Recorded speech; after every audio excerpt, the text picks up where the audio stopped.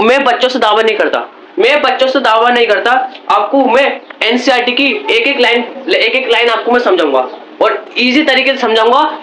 इस एनसीईआरटी से ऊपर तो पेपर कोई आता नहीं, दुनिया का कोई सा भी पेपर ले लीजिए, एनसीईआरटी से ऊपर नहीं आएगा। लेकिन आपको मैं एनसीईआरटी की एक एक लाइन बताऊंगा और इंपॉर्टेंट पॉइंट्स बताऊंगा। और अगर आप क्लास 11th में हैं और बायोलॉजी पढ़ते हैं तो आपके लिए ये वाटर पीना बहुत जरूरी है, क्योंकि कम से कम आधे घंटे में आपको आधी बोतल वाटर की पीनी चाहिए, क्योंकि बायोलॉजी कोई आसान सब्जेक्ट नहीं है। और लेकिन मैं आपको इस तरह समझाऊंगा, क्लास 11 बायोलॉजी का चैप्टर बायोलॉजिकल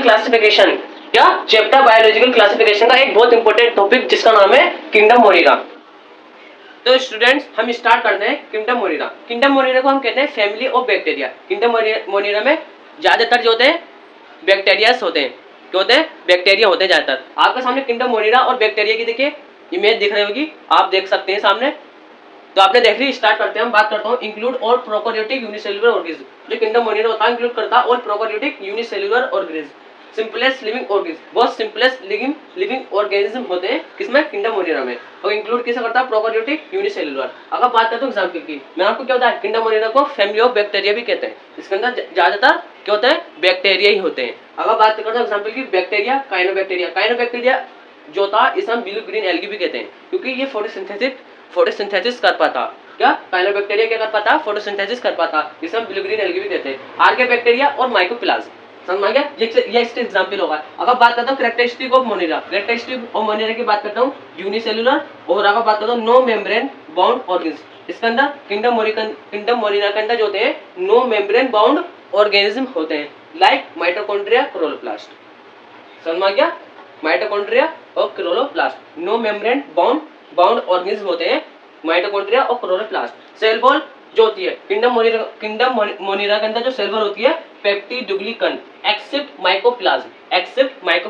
आपको मैंने क्या होता है, किंगडम मोनिरा का जो एग्जांपल है एक ये भी है माइकोप्लाज्म के अंदर सेल वॉल नहीं होती। एमसीक्यूज में आ जाता माइकोप्लाज्म के अंदर सेल वॉल नहीं होती, आपको याद रखना एक्सेप्ट माइकोप्लाज्म के अंदर सेल वॉल नहीं होती। और सेल वॉल का क्या, और किंगडम मोनिरा के अंदर जो सेल वॉल होती है, किंगडम मोनिरा के अंदर जो बैक्टीरिया होते हैं उसकी सेल वॉल का क्या नाम होता, पेप्टिडुग्लिकन। याद रखना है सेल वॉल का क्या नाम होता, किंगडम मोनिरा के अंदर जो बैक्टीरिया होते हैं बहुत सारे, तो इनकी सेल वॉल का क्या नाम है, पेप्टिडुग्लिकन एक्सेप्ट माइकोप्लाज्म में नहीं होती। कहने को ये किंगडम मोनिरा का भी एक एग्जांपल हो गया माइकोप्लाज्म। इतना समझ गया, किंगडम मोनिरा का भी एक एग्जांपल हो गया माइकोप्लाज्म, लेकिन इसके अंदर सेल वॉल नहीं होती। Reproduction, binary fission. न्यूट्रिशन की बात करता हूँ, दो तरह के होते हैं, ऑटोट्रोपिक, हेटेरोट्रोपिक। ऑटोट्रोपिक की बात करता हूँ, ऑटोट्रोपिक न्यूट्रिशन कौन कौन कर पाता, कौन कौन सा बैक्टीरिया कर पाता, फोटोसिंथेटिक एंड चीमोसिंथेटिक। कौन कौन सा बैक्टीरिया कर पाता ऑटोट्रोपिक न्यूट्रिशन, फोटोसिंथेटिक और चीमोसिंथेटिक, चीमोसिंथेटिक। अगर बात करता हूँ हेटेरोट्रोपिक जो होते हैं वो किन्हें इंक्लूड करता है, हेटेरोट्रोपिक न्यूट्रिशन कौन कौन करते हैं, सेप्रोफाइटिक, पैरासाइटिक और सिम्बायोटिक। इतना समझ गया, सेप्रोफाइटिक, पैरासाइटिक और सिम्बायोटिक। तो हम नेक्स्ट पॉइंट्स पे आते हैं, इतना मैं इसको रेस कर देता हूँ।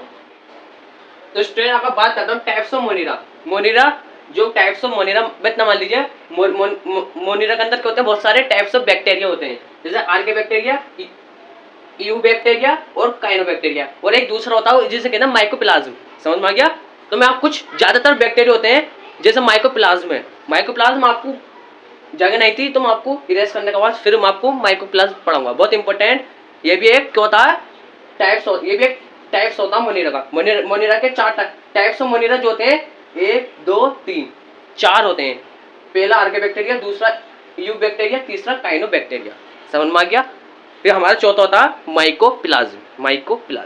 अगर बात करता हूँ archaebacteria live in extreme environment में इनकी लाइव होती है। टाइप्स जैसे मान लीजिए, टाइप्स के बाद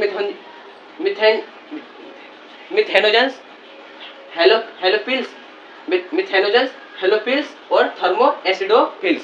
समझ में आ गया। अगर बात करता हूँ ये तीन टाइप्स होते हैं आर्के बैक्टीरिया टाइप्स, ये 3 तरह के होते हैं। अगर बात करता हूँ मिथेनोजेंस की बात करता हूँ, मार्शिस रूमिन ऑफ कैटल। ज्यादातर कैसा होता है, मार्शिस होते हैं, मार्शिस रूमन ऑफ कैटल। हेलोफिल्स की बात करता हूँ, हेलोफिल्स सोल्टी लैब्स, ज्यादातर इनकी जो लाइव्स होती कैसी होती है, सोल्टी लेक्स पर, जो सोल्ट के होते नहीं है लेक्स, जो होते हैं बड़े बड़े सोल्टी लेक्स, वहाँ पे आपके सामने सोल्टी लेक्स की मैंने पिक्चर दिखा दी है। और marshes rumen of cattle, marshes rumen of cattle की मैंने आपको फोटो दिखा दी है।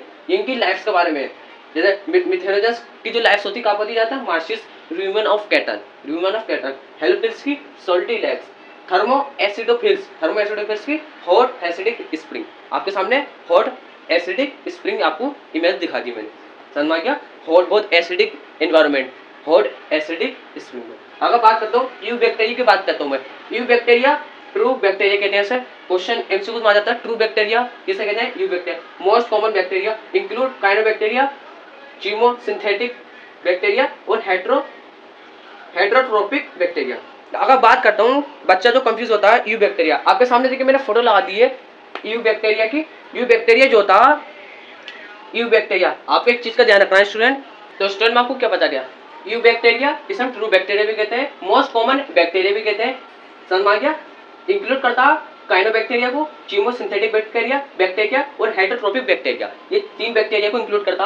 अगर काइनोबैक्टीरिया की बात करता हूँ, एनसीईआरटी देखिए एक लाइन में आपको बताऊंगा, आपके सामने एक फोटो होगा। अगर बात करता हूँ काइनोबैक्टीरिया जो होता है हमारा, इसे हम ब्लू ग्रीन एल्गी भी कहते हैं, काइनोबैक्टीरिया को हम ब्लू ग्रीन एल्गी भी कहते हैं, ये फोटोसिंथेसिस कर पाता, इतना समझ में आ गया। और चीमोसिंथेटिक बैक्टीरिया जो होता ऐसा बैक्टीरिया होता ऑक्सीडाइज करता वेरियस इनऑर्गेनिक सब्सटेंस, क्या ऑक्सीडाइज करता various inorganic substance such as nitrites and ammonia and used in release energy for the ATP production, ATP production करने में, समझ में आ गया।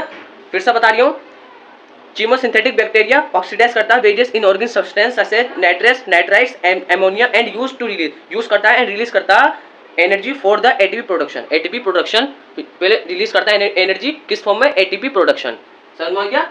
और अब हेटेरोट्रोपिक बैक्टीरिया की बात करता हूँ, heterotrophic bacteria are the most abundant in nature, the majority are important decomposer, many of them have a significant impact for human affairs.